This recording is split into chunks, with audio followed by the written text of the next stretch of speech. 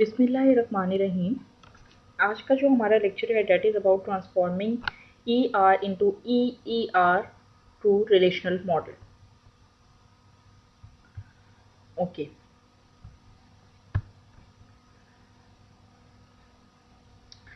जो previous lecture है उसमें हमने बेसिकली पढ़ा कि जो ई आर मॉडल को ही हमने मैप किया रिलेशनल मॉडल में, बट उसमें हमने देखा कि हमने किस तरह से जो एंटिटीज़ हैं उनको मैप किया, रेगुलर एंटिटीज़ को, नॉर्मल एंटिटीज़ को और वीक एंटिटीज़ को किस तरह से मैप किया। अब एंटिटीज़ में हम लोगों ने यही देखा कि हम लोगों ने जो एट्रीब्यूट्स हैं, नॉर्मल एट्रीब्यूट्स हैं, उनको कैसे मैप किया, जो कंपोजिट एट्रीब्यूट्स हैं उनको कैसे मैप किया, और जो मल्टी वैल्यूड एट्रीब्यूट्स हैं उनको किस तरह से मैप किया। तो और हमने देखा कि हम जो बाइनरी रिलेशनशिप हैं, बाइनरी रिलेशनशिप जिसमें दो एंटिटीज इन्वॉल्व होती हैं, हमने उनको किस तरह से मैप किया। जो आज का लेक्चर है उसमें हम देखेंगे कि how to map associative entities, how to map unary relationship, ternary relationship, super type and sub type. जो प्रीवियस लेक्चर था उसमें हमने देखा कि नॉर्मल एंटिटीज और वीक एंटिटीज को कैसे मैप करते हैं, और उनमें हमने बाइनरी रिलेशनशिप को देखा। बाइनरी रिलेशनशिप में आपके पास टू एंटिटीज इन्वॉल्व होती हैं और उनको मैप करते हैं, जबकि अभी हम देखेंगे यूनरी रिलेशनशिप जिसमें सिर्फ एक ही एंटिटी है और उसी के साथ रिलेशनशिप है, उसको कैसे मैप करेंगे। टर्नरी रिलेशनशिप जिसमें हमारे पास थ्री एंटिटीज हैं और उन एंटिटीज को हम किस तरह से मैप करेंगे into ER model. And next is super type and sub type.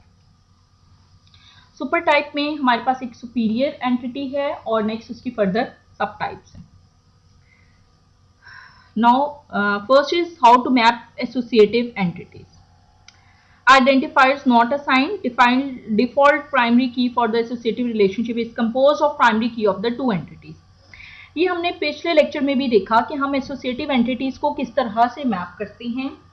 वो हम इस तरह मैप करते हैं, जो बाकी दो एंटिटीज हैं जिनके दरमियान रिलेशनशिप बन रहा है और जो एज एसोसिएटिव एंटिटी एग्जिस्ट कर रही है सेंटर में, उनकी प्राइमरी कीज हम इसमें ऐड कर देते हैं और हम आइडेंटिफायर्स उसके असाइन नहीं करते। और एक identifiers assign, it is natural and familiar to end users. Default identifier may not be unique. Here is an example of mapping an associative entity. This is an associative entity. Order line is basically an associative entity.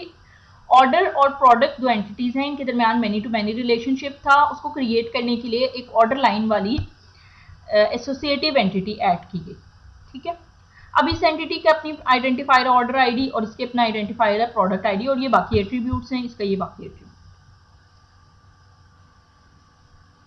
अब जहां पे हमने map की है associative entity को, हमने three entities बना दी हैं, थ्री रिलेशनशिप्स बना दी हैं, एक ऑर्डर लाइन एंड प्रोडक्ट।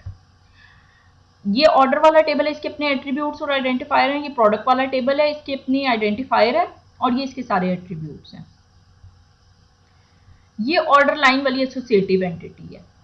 इसमें हम दो प्राइमरी कीज ऐड करेंगे, एक ऑर्डर आईडी जो इस टेबल की प्राइमरी की है और जो इस टेबल की प्राइमरी की है प्रोडक्ट आईडी। ये दोनों मिलके क्या बनाएंगी, इसकी कंपोजिट प्राइमरी की। और ये कंपोजिट प्राइमरी की क्या है, दो फॉरेन कीज से मिलकर बनी है। और ये फॉरेन कीज कहाँ से आई हैं, जो रिलेटेड टेबल्स हैं, रिलेटेड एंटिटीज हैं, उनकी प्राइमरी की।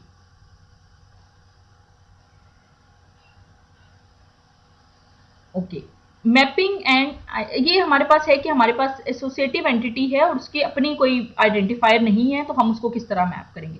अगर एसोसिएटिव एंटिटी की अपनी कोई की है, जैसे यहाँ पे ये कस्टमर और वेंडर वाला टेबल है और ये shipment is an associative entity और इसकी अपनी आइडेंटिफायर है, that is shipment ID. Identifier मतलब इसकी अपनी प्राइमरी की भी है, तो इसको हम कैसे मैप करेंगे। इसमें हम इस तरह से मैप करेंगे, कंपोजिट वो फॉरेन कीज तो हम ऐड करेंगे ही कस्टमर और वेंडर वाले टेबल की, बट इसकी ये फिर प्राइमरी की नहीं होंगी, ये फॉरेन की सेलेक्ट करेंगी और ये इसकी अपनी प्राइमरी की होगी जो कि यूनिक होगी। इसलिए जब हम किसी एसोसिएटिव एंटिटी की अपनी आइडेंटिफायर है, अपनी उसकी प्राइमरी की है, तो उसको हम इस तरह से मैप करेंगे कि उसकी हम अपनी प्राइमरी की रहने देंगे और जो बाकी दो कीज हैं, फॉरेन कीज हैं, वो एज ए फॉरेन की एक्ट होंगी, वो प्राइमरी की नहीं बनेंगी। जबकि यहाँ पे ये दोनों ही मिलके प्राइमरी की बना रही हैं, कंपोजिट प्राइमरी की बना रही हैं, जो कि दो फॉरेन की से मिलके बनी है। ठीक है, next is mapping unary relationship. Unary relationship जो हैं वो बेसिकली आपके पास ऐसे रिलेशनशिप होते हैं जिसमें एक एंटिटी है और उस एंटिटी का सेल्फ रिलेशनशिप है, उसका अपनी एंटिटी के साथ ही रिलेशनशिप है। तो हम इस तरह की जो ये बेसिकली डिग्रीज है ना रिलेशनशिप की, यूनरी है, बाइनरी है या टर्नरी है। तो प्रीवियस लेक्चर में हमने देखा कि बाइनरी रिलेशनशिप्स को किस तरह से रिलेशन मॉडल में मैप करते हैं। अभी हम देखेंगे कि यूनरी रिलेशनशिप्स को हम किस तरह से मैप करते हैं into a relational model. Unary relationship में भी आपके पास तीन टाइप्स हो सकती हैं रिलेशनशिप की, either 1 to 1, many to many है या 1 to 1 है। ठीक है, 1 to many recursive foreign key in the same relation, many to many two relations, one for the entity type, one for an associative relation in which primary key has two attributes both taken from the primary key of the entity। Unary relationship में भी अगर एक ही entity का अपनी entity के साथ relationship है, तो अगर 1 to many रिलेशनशिप है तो हम रिकर्सिव एक ही फॉरेन की ऐड कर देते हैं उसी सेम टेबल में, बजाय इसके कि हम किसी दूसरे टेबल में ऐड करें, क्योंकि इसमें तो सिर्फ एक ही एंटिटी है। ओके, अभी हम इसके एग्जांपल देखते हैं। This is mapping a unary 1 to many relationship. This is an employee entity, employer relation, employer table, उसके ये एट्रीब्यूट्स हैं employee ID, employee name and employee date of birth. Zero or many employees is managed by one or zero employee। अब जो manage कर रहा है, इधर example ये कि जो मैनेजर है वो भी एम्प्लॉय है और जिनको मैनेज कर रहा है वो भी एम्प्लॉय हैं, तो इसका अपनी ही एंटिटी के साथ 1 to many का रिलेशनशिप बन रहा है। इसको हम रिलेशनल मॉडल में अगर हम किसी डेटाबेस एप्लीकेशन में इंप्लीमेंट करते हैं तो वो हम किस तरह से करेंगे, ये हम बनाएंगे एक टेबल एम्प्लॉय वाला, और इसके ये एट्रीब्यूट्स हैं employee ID, employee name, employee date of birth and manager ID. अब यहाँ पर हमने एक आईडी, एक्स्ट्रा आईडी ऐड की है, एट्रीब्यूट ऐड की है, दैट इज मैनेजर आईडी, जो कि हमने इस रिलेशनशिप से जनरेट किया है। अब this is basically a foreign key and this is basically a primary key, composite primary key employee ID और एम्प्लॉय नेम से मिलकर बनती है। अब इसके अगेंस्ट जब हम रिकॉर्ड ऐड करेंगे, रिकॉर्ड एंट्री करेंगे, तो एम्प्लॉय आईडी 1 और उसमें मैनेजर आईडी जो है वो 1 होगी। इसी तरह से employee relation with recursive foreign key, अब रिकर्सिव फॉरेन की क्या है, ये मैनेजर आईडी, और ये एम्प्लॉय आईडी क्या है, इसकी प्राइमरी की है। इसी तरह से आपके पास अगर मैनी टू मैनी का रिलेशनशिप बन रहा है और यूनरी एंटिटीज हैं, यूनरी रिलेशनशिप है, यूनरी एंटिटीज हैं, उनके दरमियान मैनी टू मैनी रिलेशनशिप बन रहा है, जैसे 0 और मल्टीपल आइटम्स कंटेन 0 और मल्टीपल आइटम्स क्वांटिटी की बेस पे। ठीक है, तो इसके लिए हम दो सेपरेट एंटिटीज बनाएंगे, एक आइटम वाली और एक कंपोनेंट्स वाली। आइटम वाली एंटिटी में इसके अपने एट्रीब्यूट्स हैं और अपना आइडेंटिफायर है, जो आइडेंटिफायर है दैट इज आइटम नंबर, और जो दूसरी वाली एंटिटी है कंपोनेंट, उसके अपने एट्रीब्यूट्स हैं कंपोनेंट नंबर एंड क्वांटिटी और item number. Item and component दो रिलेशनशिप में हमने इसको बिल्ड कर दिया। जो मैनी टू मैनी रिलेशनशिप है यूनरी में, उसमें हम दो एंटिटीज ऐड करेंगे और उसी तरह से हम प्राइमरी और फॉरेन की ऐड करेंगे। ये जो आइटम नंबर है, दिस इज द फॉरेन की ऑफ दिस टेबल आइटम की प्राइमरी की है, और ये जो कंपोनेंट नंबर है this is basically dependent on this item number. ठीक है, तो यूनरी रिलेशनशिप में हम अगर 1 to many है तब हम उसी एक एंटिटी में फॉरेन की ऐड कर देंगे उसी एक रिलेशनशिप में, और अगर मैनी टू मैनी है, मैनी टू मैनी रिलेशनशिप जहां कहीं भी होगा, either it's for unary relationship, either it's for binary relationship और for ternary relationship, we have to create an associative entity. Now next is mapping ternary and n-array relationship. One relationship for each entity and one for the associative entity. Associative entity has foreign keys to each entity in the relationship. This is an example of ternary relationship. Ternary relationship में we have 3 entities और उन 3 entities के दरमियान relationship है। एक patient है, एक patient physician है और एक treatment है। ये 3 entities हैं इनके दरमियान रिलेशनशिप है।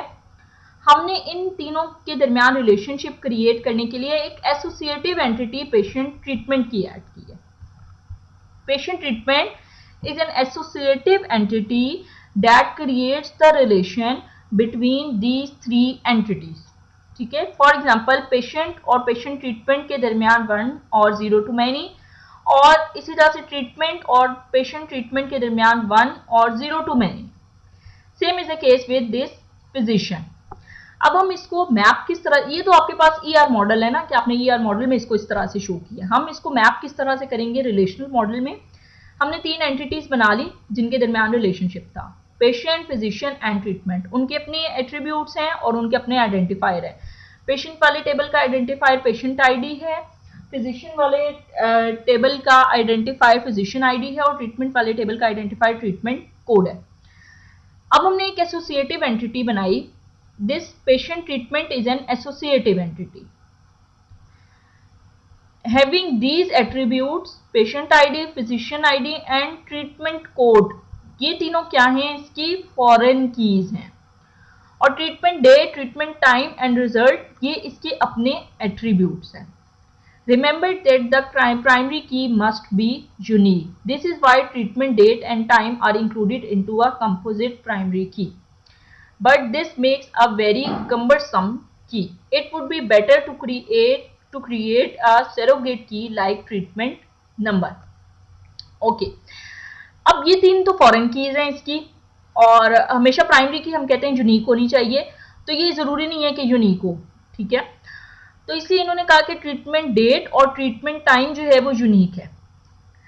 अब वो ये कह रही हैं कि अगर ये ट्रीटमेंट डेट और ट्रीटमेंट टाइम को हम प्राइमरी की सेट कर लें, कंपोजिट प्राइमरी की हम ऐड कर दें इसमें, तो ये हमारे पास यूनिक नहीं होगी। इसीलिए बेहतर है कि हम एक ट्रीटमेंट नंबर वाला एट्रीब्यूट ऐड कर लें और वो ट्रीटमेंट नंबर वाला एट्रीब्यूट हम यूनिक रखें।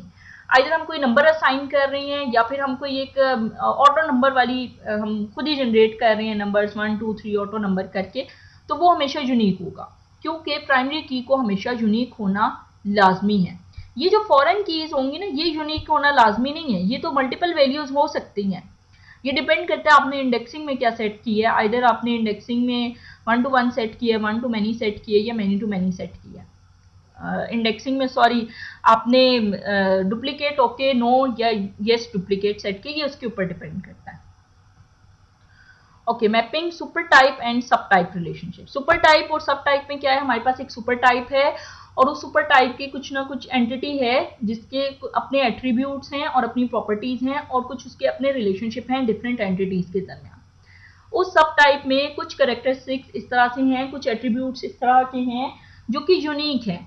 तो उन यूनिक एट्रीब्यूट से हम डिफरेंट सब टाइप जनरेट कर लेते हैं और उन सब टाइप के अपने एट्रीब्यूट्स हैं जो कि उस सब टाइप के पर्टिकुलरली यूनिक एट्रीब्यूट्स हैं और इसी तरह से उस सब टाइप के अपने रिलेशनशिप भी हैं। One relation for supertype and for each subtype. Supertype attributes including identifier and subtype discriminator go into the supertype relation. Subtype attributes go into each subtype. Primary key of supertype relation also becomes primary key of subtype relation. Okay, this is an example of supertype and subtype relationship. This employee is basically a supertype entity. And these already employed, salary employed and consultant, these are subtypes. ठीक है, और हमने कहा इधर एक attribute add किया और सबके अपने अपने एट्रीब्यूट्स भी हैं। हमने एक एट्रीब्यूट ऐड कर दिया एम्प्लॉय टाइप का जो कि आइडेंटिफायर है और ये आइडेंटिफायर डिस्क्रिमिनेटर है जो कि बता रहा है कि अगर एच वैल्यू होगी तो इसका मतलब है ऑलरेडी एम्प्लॉयड है, एस होगी तो सैलरीड एम्प्लॉयड है, कंसल्टेंट सी होगी तो कंसल्टेंट एम्प्लॉयड है। ये हमारे पास एक हमने मैप किया हुआ था ईआर मॉडल। अब इसको हम रिलेशनल मॉडल में कैसे इंप्लीमेंट करेंगे टेबल्स में। ये आपने एक एम्प्लॉय की एंटिटी बनाई, उसमें इसके ये सारे एट्रीब्यूट्स रखे और ये आपने एक बना ली एंटिटी बनाई ऑलरेडी एम्प्लॉयड की, कंसल्टेंट की और सैलरीड एम्प्लॉयड की और इनके अपने अपने एट्रीब्यूट्स हैं। एच एम्प्लॉय नंबर रिप्रेजेंट कर रहा है कि ये ऑलरेडी एम्प्लॉयड है, सी एम्प्लॉय नंबर रिप्रेजेंट कर रहा है कंसल्टेंट है, एच एम्प्लॉय नंबर रिप्रेजेंट कर रहा है कि ये आपके पास यहाँ पे सॉरी एस एम्प्लॉयड नंबर है। ठीक है, ये मिस्टेक हुई है यहाँ पे, this not H, this is H identifier. These are implemented as one to one relationship. One to one relationship क्यों होगा कि एट ए टाइम एम्प्लॉय जो है वो या तो कंसल्टेंट है, या वो ऑर्डली एम्प्लॉयड है, या वो सैलरीड एम्प्लॉयड है। एट ए टाइम वो तीनों चीजें नहीं हो सकते, इसीलिए इन सब एंटिटीज का आपस में वन टू वन रिलेशनशिप बनेगा। There is no need to add any foreign key. Okay, now अगर हम वो वाले रिलेशनशिप बना रहे हैं जिसमें आपके पास डिसजॉइंट रूल है, ओवरलैप रूल है कि वन टू मैनी हो सकते हैं, at a time multiple values हो सकती हैं, तब आप वन टू मैनी का रिलेशनशिप बनाएंगे। इसी तरह से इसकी प्राइमरी की दूसरी टेबल में as a foreign key add हो जाएगी।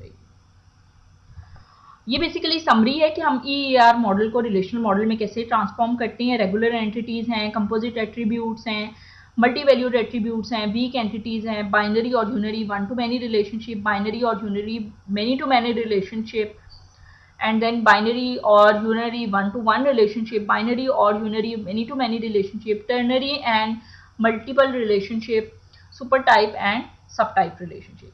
ये बेसिकली समरी है कि कौन सी रिलेशनशिप की हम किस तरह से EER मॉडल को ट्रांसफॉर्म करते हैं रिलेशनल मॉडल में।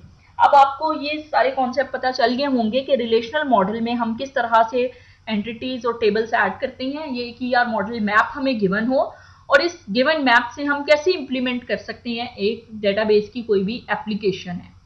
तो फर्स्ट जो टास्क है दैट इज EER मॉडल, कि आपने ER या EER मॉडल डिजाइन करना है और उस मॉडल को आपने किस तरह से मैप करना है रिलेशनल मॉडल में, कि वो रिलेशनल मॉडल किस तरह से जनरेट हो।